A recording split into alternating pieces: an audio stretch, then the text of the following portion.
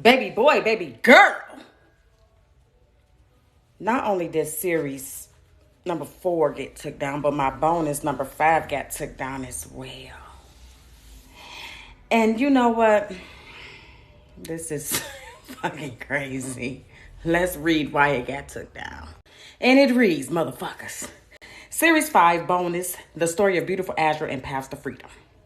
Time it occurred. You can see an example at 7 minutes and 23 seconds.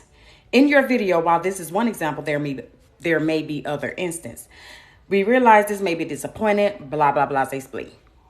To YouTube, I am letting you know that at 7 minutes and 23 seconds, that Cash App, it says Cherie Brooks K. That's my shit.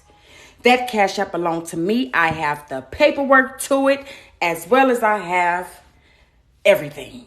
Okay, so I don't know who told you that, YouTube, but that belongs to me. Okay, if you'd like for me to send that information in to you, I sure will. It is not a problem. I still have access to it, and that is just that. I am reissuing the video up because the video was up. March 27th is when the video went up. And March 27th is when I think they took it down. I don't know. March 27th is when they took it down. So anyway, 7 minutes and 23 seconds with my Cash App, Cherie Brooks. That is my stuff. I am going to go ahead and blur out everything. Yay. And that's what I'm going to do. In the meantime, motherfuckers, we going to keep this motherfucking party train moving. I'm about to drop bonus 5 right the fuck back. Because ain't shit stopping shit in this motherfucker. I'm so glad that I don't delete shit and erase videos and shit. I'm grateful for me, boo. I'll see y'all in a minute. Okay, what's up, y'all? So I am back. This is, what is this called again? Part 5 of the banking class number 2. To the series of the beautiful Asherah and Paths to Freedom story. Let's go on and get into this shit. All right, so I left off at the Advanced Rapid Detox Center in Detroit. That's where she went to. It was $8,967. I don't know where she got the money from. That's not my business. All I know is they specialize in heroin, fentanyl, pain pills, and extra stuff, okay? Now, I called to make sure that she was at the airport. I did my due diligence as a person that really said that I was close to her, okay? And she showed me that she was there at, she's the support person. She was there. So, bam, that was great. Then she started acting crazy, so she asked me to help them keep her there. She really needed to get over this addiction. I said, cool, I can do that. So, as y'all see, I'm sitting here checking on her. You know what I'm saying? I'm making sure she good. She's showing me she on her way back from Detroit to, Chicago. Then from Chicago back home to where she was at in Raleigh, North Carolina, okay? I asked her daughter if she could pick her up. She said, yeah. Now, in the meantime, here we got these people in the class asking me, telling me what they needed and stuff like that. It was so many people asking me. I didn't know how to handle that shit, okay? Because I'm like, this is not my class. I'm just doing this. But in the meantime, they were inboxing me questions and stuff like that. Y'all can stop this and pause this and read this if y'all feel like it. And we just gonna keep it moving, okay? But make sure you pause and stop and read, though. I do like when y'all do that. So then she caught her attitude while she was at the detox center, probably around the time she was going crazy when they was finna kick her ass up out of there for acting crazy. She probably was like, that strung out where it was at the point where they wanted to just kick her ass out, period. Now, remind y'all, that was just a little drift of what I got from her. You know what I'm saying? And that is how she was talking to people. So people started asking questions when she came back. You know what I'm saying? She came back and she was happy-go-lucky. She ended up even going to get her son, which was her daughter's boyfriend at the time, who been living in a household since she was 14 years old. He ended up going to the Navy. But anyway, she ended up going to get him. So the whole main thing was we supposed to have been doing this banking thing. Everybody in the class supposed to have been trying to get the banking class the money. I was banking at Bank of America at that time, and I had an old account with PNC. So I tried to do everything that I supposed to have did. I filled out the FDIC paperwork. I had my UCC1. I did everything that was in the Kimberly video that you're supposed to have did. I didn't make me a Fidelity account, even though that was supposed to be worth $750,000, but I just didn't make the account because it just didn't make any sense to me. But anyway, I ended up having an appointment with Bank of America. I goes inside of Bank of America and I take my paperwork in there. They was like, no. First, they said, we're going to give this to our lawyers. But in the meantime, they basically was like, no. So I'm looking like, okay. So then when they told me no, her thing was, they said no because they sent it to the wrong department. They didn't send it to the legal department. Now, it was another guy named Nashawn in the group. I ain't going to say his last name, but his name was Nashawn. And he ended up going over to the private side of the bank. Now, I didn't know the private side of banking was actually just a damn trust account. I didn't know that. But we all were going off of the Kimberly video. So it was me and another girl.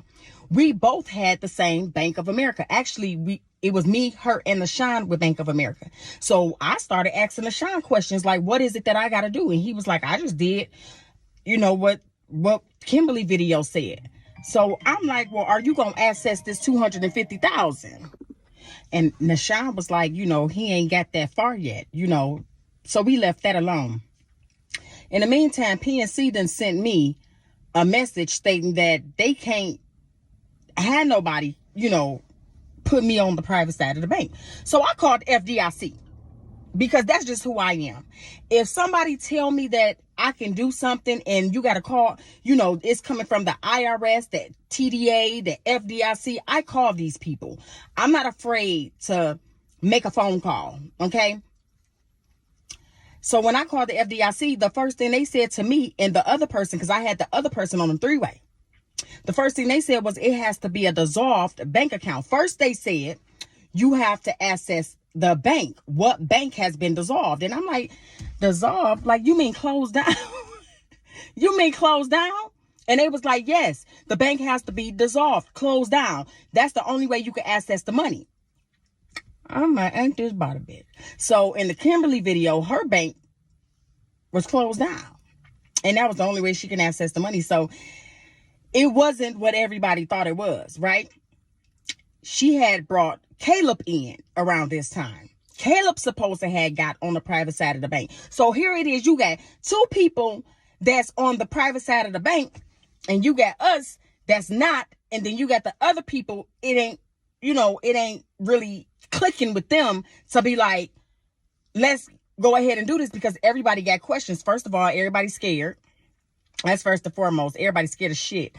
And secondly, they don't know what to do. It's just you drop a video and it ain't you. And then you're dropping all this other shit. Banking manual, banking encyclopedia, all types of shit in the group. So at this time now we hitting July. We hitting July. She don't give a damn about the class. Basically, we doing what you call that. We're doing consultations and stuff like that. By these people getting angry, they started asking for their motherfucking money back. These people wanted their money back. So they started telling them that the Zelle was fraud. Or, she wasn't rendering the services. So she was like, I can't use my account. They're sitting here trying to get their money back. And I'm like, well, what you mean?